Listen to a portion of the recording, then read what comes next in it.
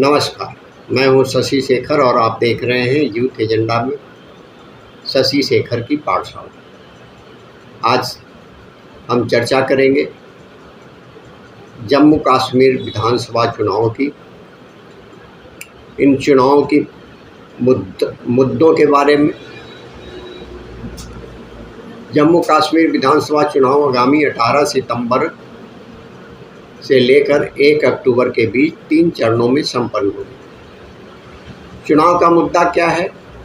क्या कश्मीर वर्ष 2019 से पहले के उस कालखंड में लौट आएगा जब क्षेत्र में सभी आर्थिक गतिविधियां बंद हो गई थी, विकास कार्यों पर लगभग अघोषित प्रतिबंध था, सेना पुलिस बलों पर लगातार पत्थरबाजी होती थी, गाय बगाए अलगाववादियों द्वारा बंद बुला लिया जाता था और वातावरण पाकिस्तान जिंदाबाद जैसे भारत विरोधी नारों से दूषित होता रहता था?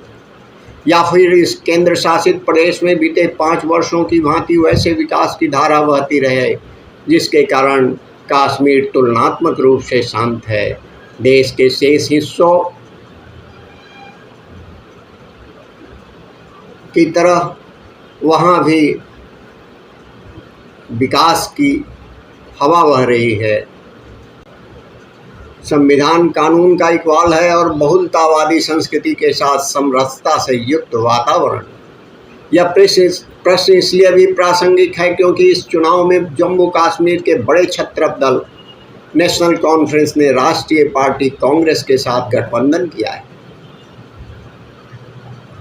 जिसकी घोषणा पत्र मतदाताओं से वादा करता है कि सत्ता में लौटने पर उन जहरीली धारा 370-75 को भारतीय संविधान में फिर से बहाल करेंगे, जिसके सक्रिय रहते अगस्त 2019 से पहले पूरा सब सूबा अंधकार में था। पर्यटक आने से कतराते थे, सिनेमा घरों पर ताला लगा हुआ था, मजहब केंद्रित आतंकवाद, पाकिस्तान समर्थित अलगाववाद का वर्चस्व था और शेष देश की भांति दलितों वंचितों के साथ आदिवासियों को मिलने वाले संवैधानिक अधिकारों, आरक्षण सहित पर डाका था। धारा 370-35-1 संवैधानिक परिमार्जन के बाद जम्मू कश्मीर पिछले 5 वर्षों से गुलजार हो रहा है। तिरंगामयी हो चुके श्रीनगर स्थित लाल चौक की रौनक देखते बनती है। पर्यटकों की संख्या लगातार बढ़ रही है। 3 दशक से अधिक के लंबे फासले के बाद नए पुराने सिनेमाघर संचालित हो रहे हैं। देर रात तक लोग प्रसिद्ध शिकारा की सवारी का आनंद ले रहे हैं। स्कूल, कॉलेज और विश्वविद्यालय भी सुचारू रूप से चल रहे हैं। दुकानें भी लंबे समय तक खुली रहती है। स्थानीय लोगों का जीवन स्तर सुधर रहा है। जिहादी दंश झेलने के बाद वर्षों पहले घाटी छोड़कर गए कश्मीरी पंडित धीरे धीरे लौटने लगे हैं। बदली परिस्थितियों में G20 सम्मेलन हो चुका है तो फिल्म निर्माता निर्देशक घाटी की ओर फिर से आकर्षित होने लगे। जम्मू कश्मीर की नई औद्योगिक नीति के अंतर्गत देश विदेश में लगभग 1.25 लाख करोड़ के निवेश प्रस्ताव आ चुके हैं, जिसमें प्रदेश में 4.69 लाख रोजगार पैदा होने का अनुमान है। यहाँ गत वर्ष कांग्रेस के शीर्ष नेता राहुल गांधी श्रीनगर में तिरंगे के साथ अपनी महत्वाकांक्षी भारत जोड़ो यात्रा का समापन कर चुके हैं। अगस्त 2019 से पहले क्या स्थिति थी? क्या पूर्व केंद्रीय गृह मंत्री और कांग्रेस के वरिष्ठ नेता सुशील कुमार शिंदे के हालिया वक्तव्य से स्पष्ट? जम्मू कश्मीर का एक वर्ग पाकिस्तानी मानसिकता से ग्रस्त, क्योंकि पाकिस्तान किसी देश का नाम न होकर स्वयं में एक विचारधारा है और काफिर कुफ्र अवधारणा की प्रेरणा पाता है। इसलिए घाटी के कुछ नेता इस चिंतन का प्रतिनिधित्व करते हैं। क्षेत्र को पुराने मजहबी अराजकतावादी और मध्यकालीन दौर में लौटाना चाहते हैं।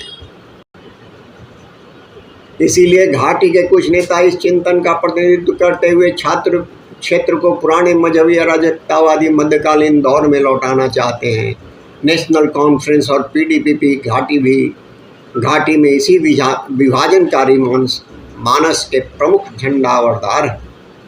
जातिगत जनगणना की हिमायती कांग्रेस का गठबंधन उसी नेशनल कॉन्फ्रेंस के साथ, जिसने अपनी चुनावी घोषणा पत्र में जम्मू कश्मीर में सभी आरक्षणों की सीमाएं समीक्षा करने की बात कही है। यह वादा क्षेत्र में वाल्मीकि आदिवासी समाज के साथ मुस्लिम, गुज्जर और बकरवालों के अधिकारों पर कुठाराघात करता है। यही नहीं, नेशनल कॉन्फ्रेंस फिर से अलगाववाद से प्रेरित स्वायत्तता की बात कर रहा है। उनके घोषणा पत्र में उन कैदियों को रिहा करने का वादा किया गया है जो आतंकवादी और राष्ट्र विरोधी गतिविधियों के शामिल होने के कारण जेल में बंद है।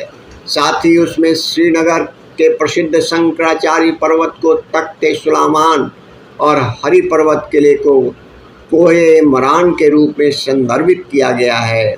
जम्मू कश्मीर के प्रमुख छत्रपों के अतिरिक्त सज्जाद लोन की पीपुल्स कॉन्फ्रेंस और अल्ताफ बुखारी के जेके अपनी पार्टी के साथ अलगाववादी शेख अब्दुल रशीद की अवामी इत्तेहाद पार्टी भी चुनावी मैदान में है।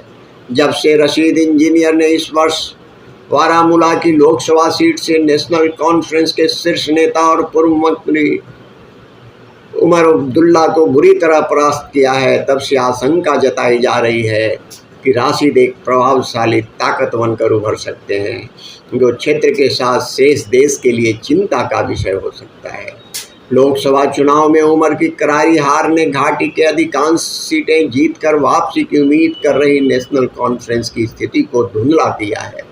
इसी हताशा और अवसरवाद की खोज में नेशनल कॉन्फ्रेंस ने कांग्रेस के साथ हाथ मिलाया है, जो गुलाम नबी आज़ाद द्वारा अगस्त 2022 में पार्टी छोड़ने के बाद लगभग कमज़ोर हो चुकी है।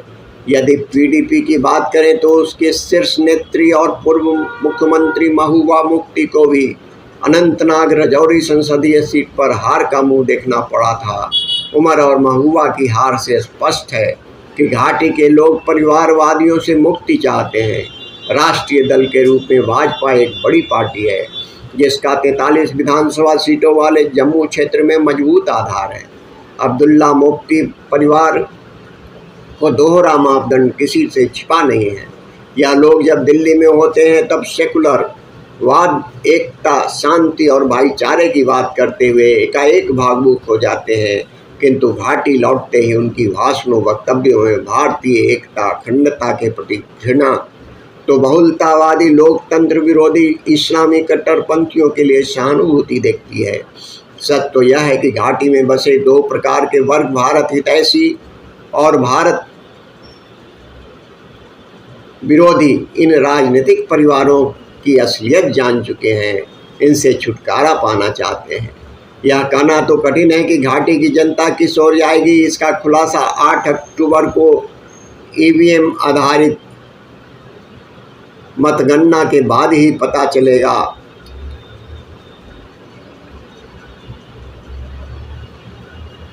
परंतु यह स्पष्ट कहा जा सकता है कि यदि प्रदेश को इसी तरह विकास के पथ पर चलना है और